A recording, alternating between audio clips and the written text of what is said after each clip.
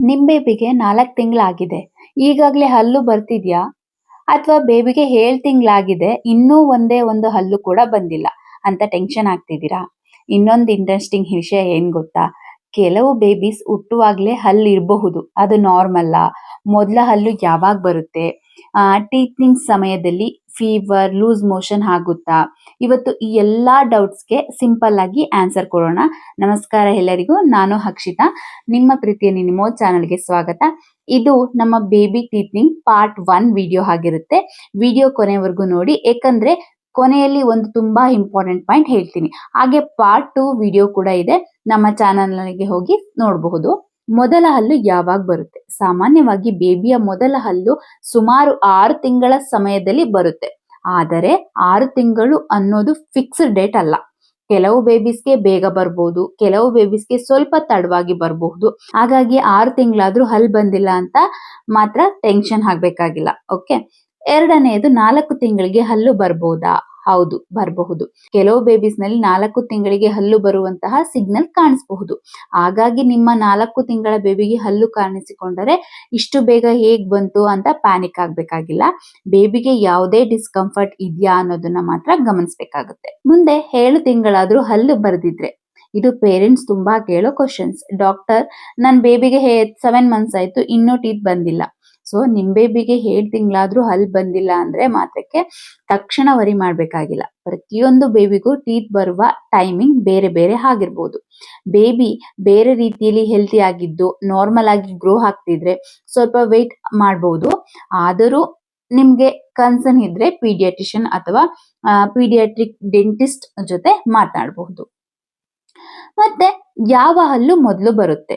So ಸಾಮಾನ್ಯವಾಗಿ ಮೊದಲು ಬರುವುದು ಕೆಳಗಿನ ಮುಂದಿನ 2 ಹಲ್ಲುಗಳು, ಅಂದರೆ ಬಾಟಮ್ ಫ್ರಂಟ್ ಟೀತ್. ನಂತರ ಮೇಲಿನ ಫ್ರಂಟ್ ಟೀತ್ ಬರುತ್ತೆ.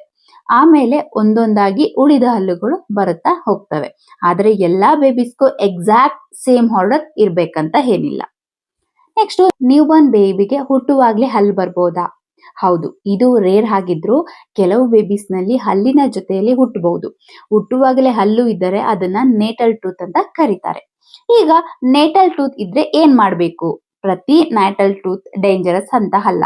ಆದರೆ ಹಲ್ಲು ತುಂಬಾ ಲೂಸ್ ಆಗಿದ್ರೆ, ಬೇಬಿಯ ಟಂಗ್ಗೆ ಗಾಯ ಆಗ್ತಿದ್ರೆ, ಫೀಡಿಂಗ್ ಅಥವಾ ಬ್ರೆಸ್ಟ್ ಫೀಡಿಂಗ್ ನಲ್ಲಿ ಪ್ರಾಬ್ಲಮ್ ಆಗ್ತಿದ್ರೆ ಡಾಕ್ಟರ್ ಅಥವಾ ಪೀಡಿಯಾಟ್ರಿಕ್ ಡೆಂಟಿಸ್ಟ್ಗೆ ತೋರಿಸೋದು ಒಳ್ಳೆಯದು. ಮತ್ತು ಒಂದು ಮುಖ್ಯವಾದ ವಿಷಯ, ಮನೆಯಲ್ಲಿ ನೀವೇ ಆ ಹಲ್ಲನ್ನ ತೆಗೆಯಲು ಟ್ರೈ ಮಾಡಬೇಡಿ. ಮುಂದೆ ಟೀಥಿಂಗ್ ಅಂದ್ರೆ ಏನು? ಬೇಬಿಯ ಹಲ್ಲು ಗಮ್ಸ್ ನಿಂದ ನಿಧಾನವಾಗಿ ಹೊರಗೆ ಬರುವ ಪ್ರೋಸೆಸ್ ನ ಟೀಥಿಂಗ್ ಅಂತ ಕರೀತಾರೆ. ಈ ಸಮಯದಲ್ಲಿ ಕೆಲವು ಬೇಬೀಸ್ಗೆ ಗಮ್ಸ್ ನಲ್ಲಿ ಡಿಸ್ಕಂಫರ್ಟ್ ಆಗಬಹುದು. ಕೆಲವು ಬೇಬೀಸ್ ಹೆಚ್ಚು ಅಳಬಹುದು. ಕೆಲವು ಬೇಬೀಸ್ ಫಿಂಗರ್ಸ್ ಅಥವಾ ಟಾಯ್ಸ್ ಎಲ್ಲವನ್ನ ಬಾಯಿಗೆ ಹಾಕೊಂಡು ಬೈಟ್ ಮಾಡಬಹುದು. ಇನ್ನು ಕೆಲವು ಬೇಬೀಸ್ ನಲ್ಲಿ ಯಾವುದೇ ದೊಡ್ಡ ಸಿಂಪ್ಟಮ್ಸ್ ಇರದೇ ಇರಬಹುದು. ಆದರೆ ಪ್ರತಿ ಬೇಬಿಗೂ ಟೀಥಿಂಗ್ ಎಕ್ಸ್ಪೀರಿಯನ್ಸ್ ಒಂದೇ ಆಗಿರೋದಿಲ್ಲ. ಟೀಥಿಂಗ್ ನ ಸಾಮಾನ್ಯ ಸಿಂಪ್ಟಮ್ಸ್ ಯಾವುವು? ಸೊ ಟೀಥಿಂಗ್ ಸಮಯದಲ್ಲಿ ಬೇಬಿನಲ್ಲಿ ಕೆಲವು ಕಾಮನ್ ಸೈನ್ಸ್ ಕಾಣಬಹುದು. ಉದಾಹರಣೆಗೆ ಹೆಚ್ಚು ಡ್ರೋಲಿಂಗ್ ಆಗಬಹುದು, ಫಿಂಗರ್ಸ್ ಅಥವಾ ಟಾಯ್ಸ್ ಅನ್ನ ಹೆಚ್ಚು ಅಗಿಬಹುದು, ಗಮ್ ಸ್ವಲ್ಪ ಸೋರ್ ಅಥವಾ ಸ್ವಾಲನ್ ಆಗಬಹುದು, ಬೇಬಿ ಸ್ವಲ್ಪ ಕ್ರ್ಯಾಕಿ ಆಗಿರಬಹುದು, ಕೆಲವೊಮ್ಮೆ ಸ್ಲೀಪ್ ಕೂಡ ಡಿಸ್ಟರ್ಬ್ ಆಗಬಹುದು. ಇವೆಲ್ಲ ಟೀಥಿಂಗ್ ಸಮಯದಲ್ಲಿ ಕಾಣಿಸಬಹುದಾದ ಸಾಮಾನ್ಯ ಸೈನ್. ಮುಂದೆ ಡ್ರೋಲಿಂಗ್ ಮತ್ತೆ ಚೀವಿಂಗ್ ಹೇಗೆ ಹೆಚ್ಚಾಗುತ್ತೆ? ನಿಮ್ಮ ಬೇಬಿಯ ಬಟ್ಟೆ ಯಾವಾಗ್ಲೂ ಒದ್ದೆ, ಚಿನ್ ಕೂಡ ಒದ್ದೆ, ಮತ್ತೆ ಕೈಗೆ ಸಿಕ್ಕಿದ್ದನ್ನೆಲ್ಲ ಬಾಯಿಗೆ ಹಾಕೊಂಡು ಬೈಟ್ ಮಾಡ್ತಿದ್ಯಾ? ಇದು ಟೀಥಿಂಗ್ ಸಮಯದಲ್ಲಿ ಕಾಮನ್ ಆಗಿರ್ಬೋದು. ಗಮ್ಸ್ ನಲ್ಲಿ ಆಗುವ ಡಿಸ್ಕಂಫರ್ಟ್ ನಿಂದ ಬೇಬಿ ಚೀವಿಂಗ್ ಮಾಡೋದ್ರಿಂದ ಸ್ವಲ್ಪ ಸೂತಿಂಗ್ ಆಗಬಹುದು. ಅದಕ್ಕೆ ಬೇಬಿ ಎಲ್ಲವನ್ನ ಬಾಯಿಗೆ ಹಾಕೊಳ್ಳೋದು ಕಾಣಿಸಬಹುದು. ಮುಂದೆ ಟೀಥಿಂಗ್ ನಿಂದ ಫೀವರ್ ಆಗುತ್ತಾ? ಇದು ತುಂಬಾ ಇಂಪಾರ್ಟೆಂಟ್ ಕ್ವಶನ್ಸ್. ಬೇಬಿಗೆ ಫೀವರ್ ಬಂದಾಗ ಹಲ್ಲು ಬರ್ತಿದೆ ಅದಕ್ಕೆ ಫೀವರ್ ಅಂತ ಹಲವರು ಅಂದ್ಕೊಳ್ತಾರೆ.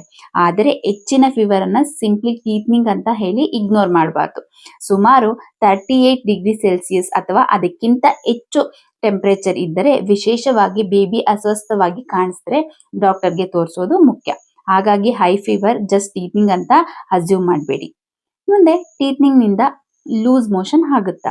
ಇದು ಕೂಡ ತುಂಬಾ ಕಾಮನ್ ಡೌಟ್.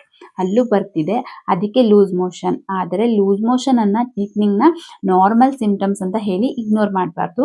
ಬೇಬಿಗೆ ಹೆಚ್ಚು ಲೂಸ್ ಮೋಷನ್ಸ್, ವೊಮಿಟಿಂಗ್, ಫೀವರ್, ಫೀಡಿಂಗ್ ಕಡಿಮೆ ಆಗೋದು ಅಥವಾ ಡಿಹೈಡ್ರೇಷನ್ ಸೈನ್ ಇದ್ರೆ ಡಾಕ್ಟರ್ಗೆ ತೋರಿಸ್ಬೇಕು.